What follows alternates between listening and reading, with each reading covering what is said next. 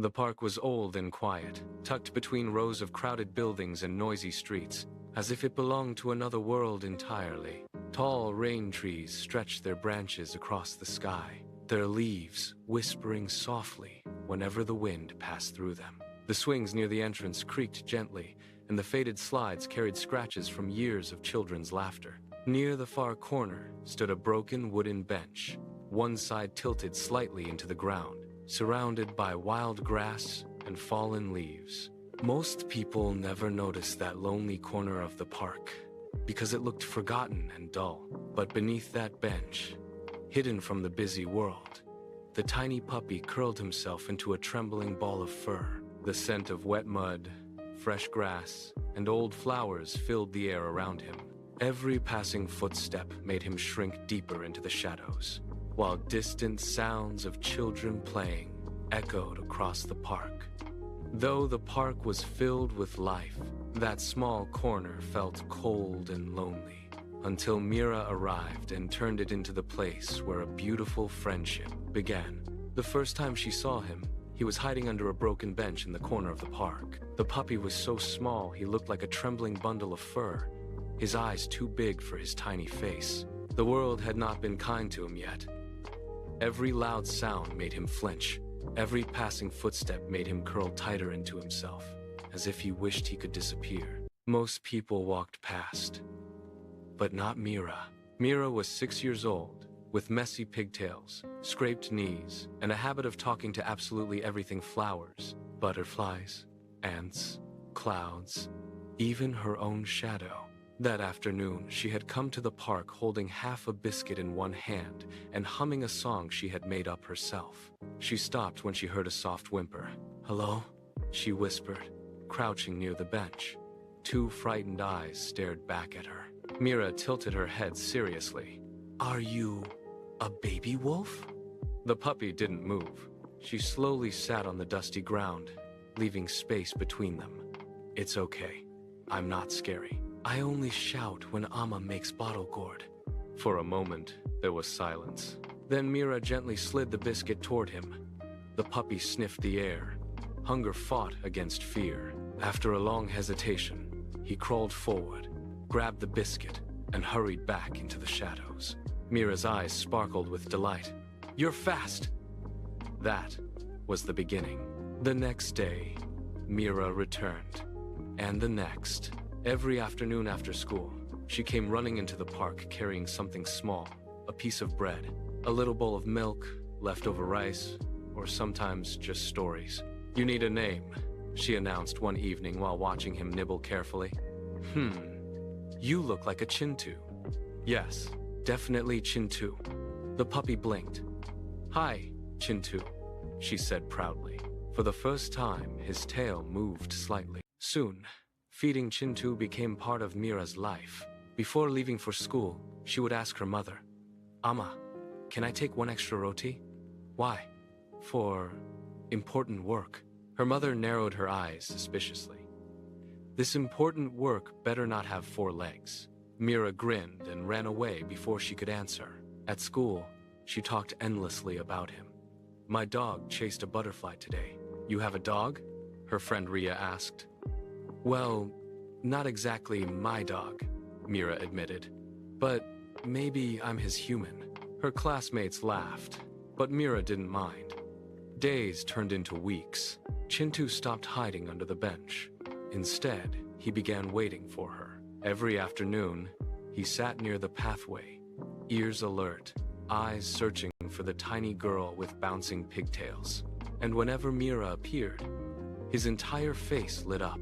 At first, he approached cautiously, then faster, until one day, he ran straight into her arms. Meera burst into laughter as he covered her face with excited licks. "Chintu, that's my nose, not food." From then on, they became inseparable. The park slowly became their little kingdom.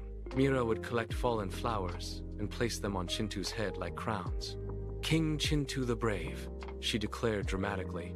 Chintu sneezed, making the flowers fly away. Sometimes they chased butterflies together. Sometimes Meera pretended the park was a jungle and Chintu was her fearless tiger companion, protecting her from invisible monsters. One Sunday, Meera's father finally met Chintu. He had come to pick her up from the park after work. Chintu immediately hid behind Meera. Her father crossed his arms. "So, this is the famous Chintu." "He's shy," Meera explained. Her father sighed. "And dirty." Chintu lowered his ears. Meera frowned. "Papa, don't hurt his feelings." "I don't think he understands feelings." "He does." To prove it, Meera hugged Chintu tightly. The puppy immediately licked her cheek. Her father chuckled despite himself. "All right. Maybe he understands a little." Then came the rain. Not gentle rain, but angry rain that flooded roads and bent trees. For 3 days, the park remained empty. Meera stood near the window constantly, worrying. "Chintu will be cold," she whispered. She barely touched her food. At night, thunder shook the house, and she imagined Chintu alone in the storm. On the third morning, the rain finally stopped. Meera ran to the park before anyone could stop her. "Chintu!" she shouted. No answer. Fear tightened inside her chest. She searched everywhere under the bench, near the swings, behind the bushes. Then she heard it, a weak whimper. Near the fence, curled beside wet leaves, lay Chintu, shivering, weak, barely able to lift his head. "Chintu!" Meera cried. His tail moved faintly. That was enough. Without thinking, she picked him up and hugged him tightly despite the mud and rainwater. "You're coming home." Her mother was shocked when Meera burst through the door, holding the soaked puppy. "Meera, he'll die if we leave him," Meera pleaded, tears streaming down her cheeks. "Please, Amma, please." Her father looked uncertain. The puppy trembled violently in Meera's arms.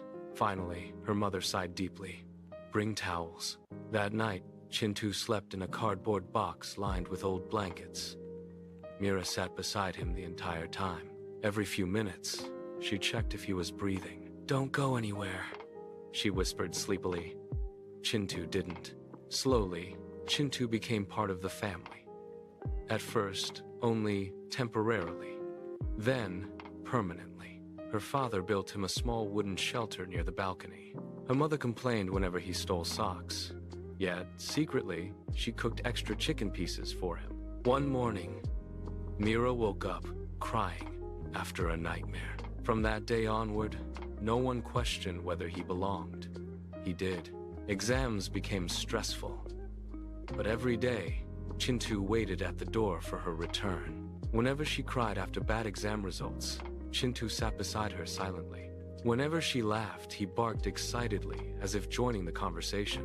When Meera learned cycling, Chintu ran beside her proudly. When she fell and scraped her knee, he refused to leave her side. One evening, Meera climbed onto a low wall and stretched out her arms proudly. "Look, Chintu, I'm flying!" But her foot slipped. Before she could fall completely, Chintu barked loudly and tugged at her dress. Meera landed safely on the grass. Her heart raced. Then she hugged him tightly. "You saved me." Chintu wagged his tail proudly, as if protecting her had always been his duty. But not everyone liked seeing a stray dog in the park. One afternoon, a grumpy man waved a stick at Chintu. "Shoo! Dirty animal!" Chintu immediately backed away, trembling. Meera stood in front of him with tiny clenched fists. "Don't scare him." The man frowned. "These dogs are trouble." "He's not trouble," Meera argued. "He's kind." The man walked away muttering. But Meera noticed how Chintu continued shaking long afterward. That evening, she sat beside him quietly. "You know," she whispered, stroking his head, "some humans are strange." Chintu rested his head on her lap. At home, Meera's mother slowly began noticing changes in her daughter. Meera shared her snacks more often. She cried when she saw hungry animals on the street. Once, during dinner, she suddenly asked, "Amma, Why do people leave dogs alone? Her mother paused before answering softly. Sometimes people are unable to care for them. Sometimes they forget animals have feelings too. Meera looked down sadly. I'll never leave Chintu. Her mother smiled gently but said nothing. Time, however, moves quietly. Chintu's muzzle slowly turned gray. His steps became slower. He no longer chased butterflies for long. Sometimes he slept more than usual. One evening, teenage Meera sat beside him under the same old park bench where they had first met. You remember this place? She asked softly. Chintu looked at her with tired but loving eyes. You didn't trust me at all. His tail wagged weakly. Meera smiled sadly. I'm glad you did. That winter was especially cold. Chintu fell sick. The vet spoke gently, but Meera understood. He's very old now. She stayed beside him day and night. She fed him carefully, covered him with blankets, held his paw whenever he trembled. One quiet night, she whispered through tears, Don't be scared. I'm here. Chintu looked at her, not with fear, not with pain, only love. The same love from the day of the biscuit. His tail moved once, then slowly became still. The house felt unbearably empty afterward. No paws clicking on the floor, no excited barking at the gate, no warm body sleeping near her bed. Meera walked through the days carrying a silence inside her. One evening, while cleaning her drawer, she found an old biscuit wrapper she had saved as a child. The first biscuit she had given Chintu. She held it tightly and cried. I'm still here, she whispered. As the sun began setting, Meera walked back to the park. The broken bench was still there, older now, but standing stubbornly against time. She sat quietly. The evening breeze rustled the trees. For a long moment, nothing happened. Then, a tiny rustle. Meera looked down. A small puppy peeked out nervously from beneath the bench. Fragile, scared, alone. For a second, her heart stopped. The puppy looked at her with wide, uncertain eyes, and somehow, something felt familiar. Meera smiled through her tears. Hi, she whispered softly. She placed half a biscuit on the ground. I'm not scary. I only shout when I don't get chocolate. The puppy hesitated, then slowly stepped forward. And just like that, love found its way back home again. Thank you for watching Toon Cartoon. For more magical and heartwarming stories, don't forget to subscribe to our channel.